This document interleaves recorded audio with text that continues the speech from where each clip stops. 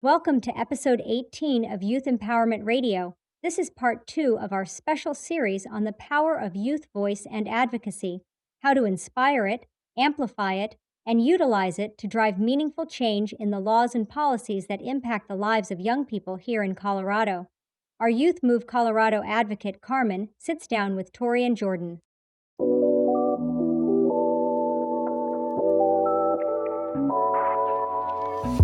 The material and information presented here is provided by Lived Experience Youth and is for general information purposes only. The views, thoughts, and opinions expressed are of those of the guest only and do not represent the views, thoughts, and opinions of Youth Move.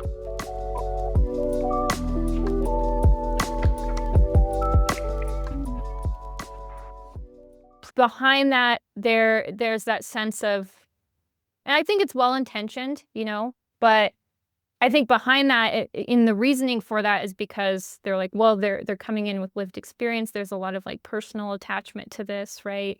And, how do we sit in that space? And I guess, what are y'all's thoughts on, I guess, that perspective?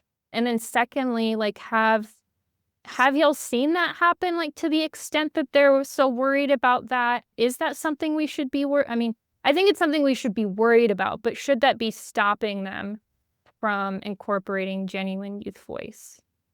Personally, I feel like re-traumatizing the youth is, yes, it is an issue. But the issue and where that comes from is when the youth don't feel heard. So if you're incorporating youth into your program and you have fear that it's going to re-traumatize them, it's because you have fear that you're not going to genuinely listen to them. The traumatizing part of advocating for yourself is all of those years and all of those disappointments of being told no, or being told that your voice doesn't matter, or trying to say your voice and then being shown that your voice does not matter. Like, that feeling right there makes you feel like the smallest person in the world, and you don't feel like you can use your voice. And so the part that re-traumatizes people is when those feelings come back up again. If you're having fears about re-traumatizing the youth, then make sure you're listening to them, Like, it's easy to not re-traumatize them when you're listening to what they actually need. Mhm. I would also Yeah. say that we are similar to any other type of protected, or, well, I shouldn't say it like that. We are similar to any other type of person who has any kind of trauma background. So, like, someone who has PTSD isn't going to mention that lived experience in their interview, but if they have an episode, their employer, just has to make accommodation. And so some accommodation may need to be made. And in my organization, we have a program called Aspire that supports youth that are 14 to 24. And I only hire people with lived experience for my Aspire program. And that is an absolute qualification. If you don't have lived experience, I'm sorry, but you will not be considered for the job. Why do we do that? Because young people are going to have an easier time trusting and connecting to someone who has walked in their footsteps.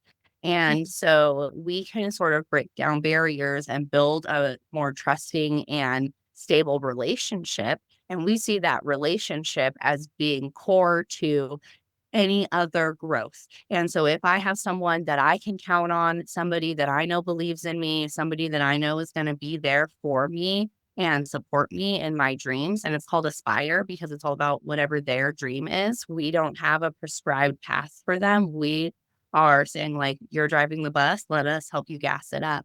And that's one of my big values, because I think that we have to create opportunities for people to show that they are leaders, people with lived experience to show that they are leaders.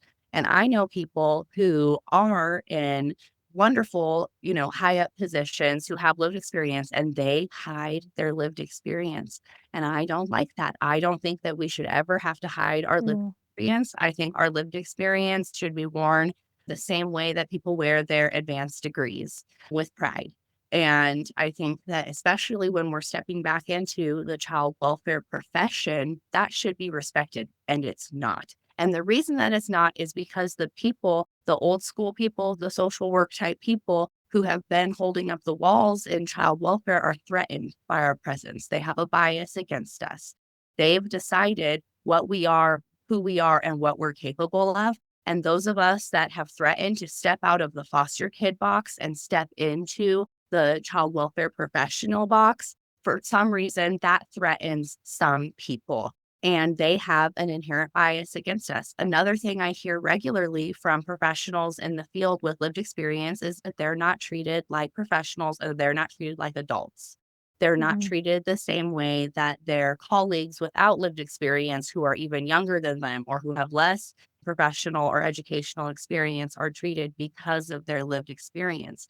And that's a toxic bias that we need to weed out of the child welfare professional community. And like, I call on anybody who, lived experience or not, sees that in someone to call it out and recognize it and say, why are you doing that? Or why do you think that? And otherwise, we won't be able to change. But also, all of us who bravely and boldly, with all the confidence in the world, even though we know that they don't want us to occupy those spaces, step into those roles, push for those jobs, be in all of those spaces. That's the only way that the culture and the narrative is going to change. And we are doing that. And that shift is happening. And then I also think that any way that we can further diversify our child welfare professional community by further infusing people with lived experience makes it stronger. Because, like I said, this experience is lived, it's learned through life. You can't go Mhm. to school for this, you can't read it in a book. And they need this experience. If this system is going to get better, if the cracks in our child welfare system and our safety net for kids are going to be shored up, we need people with lived experience to step in and to be elevated to leadership roles and things like that. So I know it's happening in Colorado. It absolutely is a different culture than in some other states. And there's Mhm. much more of a focus on including us and creating, opportunities that are really authentic and really empowering. And I think that a lot of states are looking to us as a best practice model for how to do that and incorporate that in their models as well. And I'm always available for support and consultation for organizations that want to build that out through my Speak Up Mhm. program. Going off of that too, personally, I mean, like, even when it comes to finding a therapist, like, I'm not gonna do therapy with somebody who has never, like, been in the shoes that I'm in, you know? Like, I'm not Mhm. gonna do addiction therapy with somebody who's never struggled with addiction because they don't know what it's like. And Mhm. I just feel more comfortable with someone knowing that they've gone through the same thing. Mhm. Right.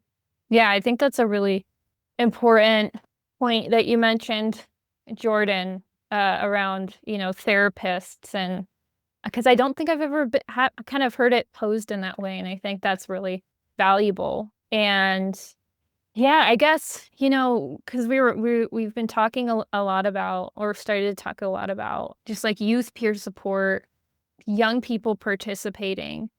And I think this came out of our pre-recording episode when we were kind of creating some like things we wanted to talk about. And I know you all spoke about how the ways in which we offer participation, like I don't know, offer up ways young people can participate is very specific. And typically it caters more towards perhaps like outgoing young people that feel more comfortable, with public speaking and different things like that. And, you both spoke a little bit about how we also need to create other diverse ways in which young people can participate so that it doesn't just cater to one personality type or one group of young people, right? And so I'd love to hear your thoughts on that, ways that we can do that. Yeah. I think you really have to meet the youth where they're at and temper your expectations for their involvement to their unique level. And you will have people who are more outgoing or who have done advocacy before who want to be involved. And that's a little bit more of a comfortable space for them. And to expect, an introvert who's never been involved in advocacy before to enter that same space and feel really comfortable and confident is just not going to happen. And so I think it's really important that we create not only group opportunities where people can enter at different levels and move up, but also individual opportunities. And that's one of the reasons why I do my free one-on-one coaching. And then I also have group workshops. I'm trying to create opportunities for every advocate to share their voice, build themselves up, and also every person is an advocate. And so, yes, advocacy is being on councils and going to the capitals and testifying on bills and making speeches and doing loud things. Advocacy is also writing letters. Advocacy is attending meetings. Advocacy is sharing posts on social media. Advocacy is talking to people in your life about your thoughts, values, and opinions. So it doesn't have to happen in this like big way that everyone sees. A lot of it happens in these really small daily interactions, and that is advocacy. And so for me, my mission with Speak Up is all about helping every person with lived experience find their groove in advocacy. There's a role for everyone where they can advocate in the way that makes them feel absolutely comfortable and confident. And everybody's voice matters, everybody's participation matters. And we can't have these, big legislative changes and big things like that without every single level participating. And every single level really matters. And you don't always see all the little pieces of advocacy that go in. You don't always see all the advocates that are lifting up maybe the one person who's speaking, but they're all there. And that's another reason why I do my foster think tank, which is an open opportunity for people to come in with lived experience and allies as well. And we have topics. Anyone can host a foster think tank. You can also just attend think tank in a listening capacity. You don't have to speak up. You don't have to be on camera. You don't have to, participate in the action steps that we're taking. You get to decide. Like advocacy is by volunteer, by choice. No one's going to force you to do it. We want to empower you, and nobody's going to make you do something that you're not comfortable with. It's all about empowering people, helping build them up so that they can get to the level that they're really comfortable at advocating. And there's levels for every single person, whether you're a seasoned advocate or an outgoing person, or you don't really know anything about advocacy, but you really want to do something. You really want to be a part of the change. Maybe you're really uncomfortable in group settings or you have social anxiety. That's okay. Your voice can still be absolutely heard through written form. It can be heard through virtual engagements where you can feel more comfortable and, be in a space where you can have everything that you need to do things that are outside of your comfort zone too. Yeah, absolutely. I mean, I think I really like what you said there at the end, like how can I be a part of that change? And then I will add to what you said in a way that feels, right and honoring for me, which I think is what you were getting at as well. And I'm curious, like Jordan, if, within kind of organizations that really want youth voice and kind of cater to youth advocacy, do you feel like, those young people that maybe would prefer to advocate in a different way are kind of being maybe a little bit left out because of the way that we are, organizations kind of advertise what they need? Yeah, I mean, going off of what Tori said, I mean, like some people definitely feel more comfortable advocating in a group setting, whereas some people feel more comfortable advocating one on one. There's always the fear of like, what if my peers don't accept me, which is where that one on one comes in. But there's also like the fear of being the first one to say something. And so being in a group can help in that manner, just to be able to, like, someone says it first and then everyone else kind of jumps on board. So just like not all agencies, not all of them offer both of those. And so those who feel better doing it one on one don't get to participate as well as they should because they're in a group, and vice versa. So agencies definitely need to focus more on giving both of those opportunities. And I mean, even if there's some that I'm not thinking of, even if it's not like a huge group, but maybe just like 2 or 3, or even like written things, like if they're too scared to say it out loud, just like getting like polls and writing it down and submitting it anonymously kind of deal. But agencies definitely need more outlets, and so when youth show up to these programs and they realize like, oh, this isn't the kind of setting that I'm comfortable in, then it can tend to hinder their voice, because the way that they do feel comfortable in isn't offered. So Right.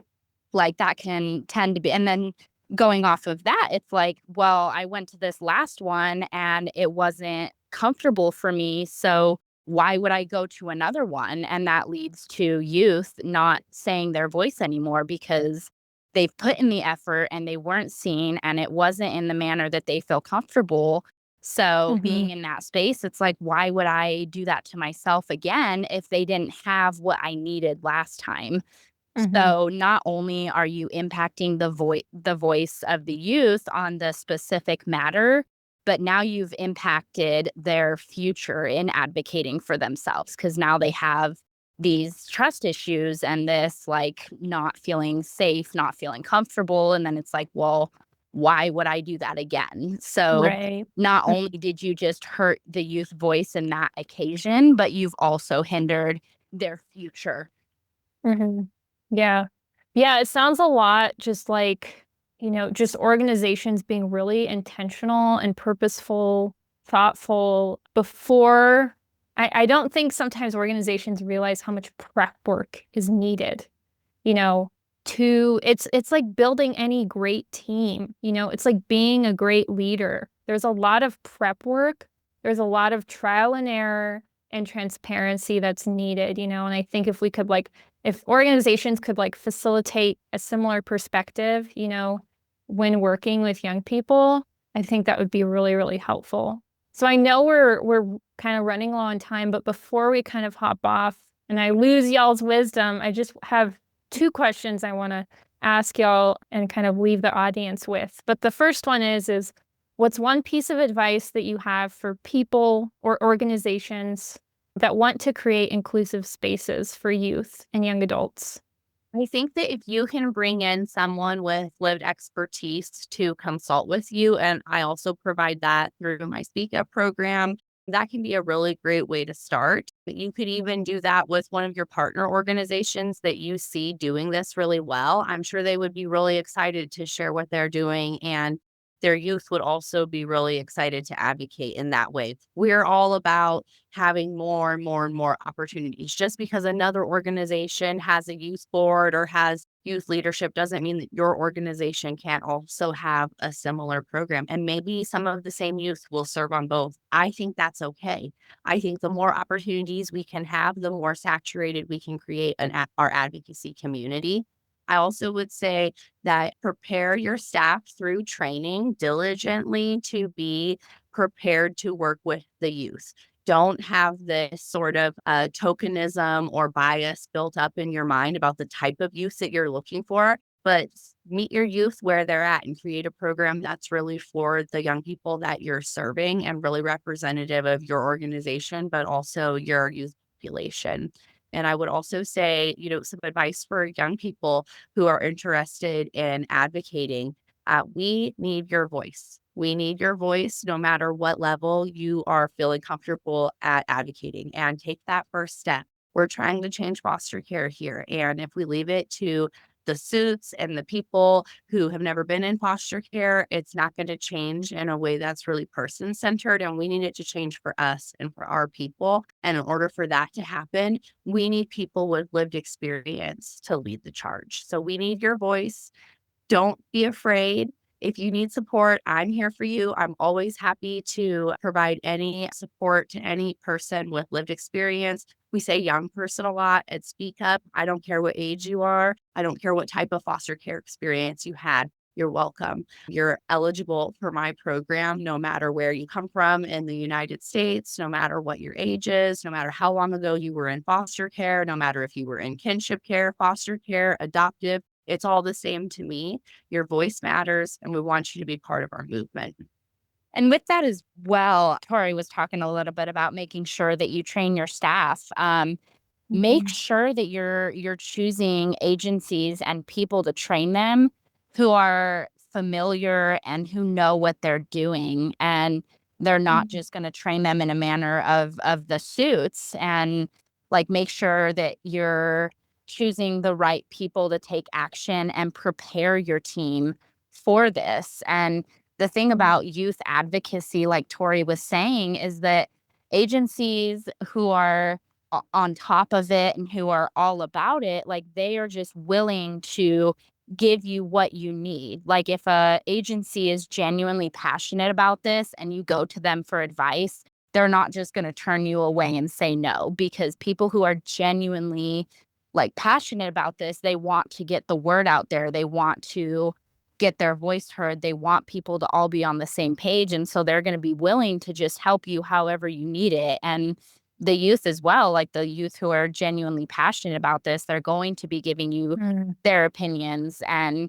so you need to look for those kind of people who are not just going to train your employees by the book, by the suits. Like, you need to find someone who's genuinely passionate about this and wants to be doing it. And that's like a really big part in developing these agencies, is making sure that these staff are prepared by the right people. That's such a good point, because I think sometimes the job, I'm putting air quotes around that, of finding young people, like someone's job to find a young person to bring on their team, oftentimes is written in or kind of implied as yeah, this is just like a really small part of what you do, and we're just going to hand this off to whoever has the least amount of work, and you're just going to go and do that, right? And I think that you brought up a really good point of, well, if you have someone that has no interest in working with young people, has no passion around that, like, I don't like to sit there and read 40-page briefs, I would really hate to have the job to go look and read 40 to 60-page briefs, right? And then my work would reflect that, right? And so I think that's like a really good point of, like, who is the person that we are asking to be, working with these young people, and things like that. Yeah. Awesome. Well, I know we're out of time and Tori had to go, but I just wanted to say thank you both so much for being here and sharing your wisdom with us. It was really amazing talking to y'all a bit more, and you guys are both going to change the world. So thank you. Thank you for this opportunity. It's been an absolute pleasure, and I hope that we can continue to make difference. Yeah, definitely. Thank you, Jordan. Thank you so much. Have a great day. You too.